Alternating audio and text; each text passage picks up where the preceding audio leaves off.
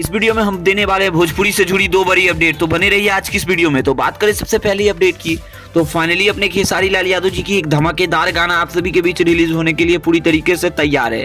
तो इस गाने की रिलीजिंग की बात करें तो 12 फरवरी को आप सभी के बीच सुबह 6:30 बजे रिलीज किया जाएगा, जिस गाने का नाम रखा गया है 14 के होली बा। वैसे इस गाने में अपने ट्रेंडिंग स्टार खेसारी लाल यादव जी के साथ प्रिया राघवानी देखने को मिलने वाली है, जिसमें आप सभी इस गाने को खूब ज्यादा पसंद करने वाले हैं।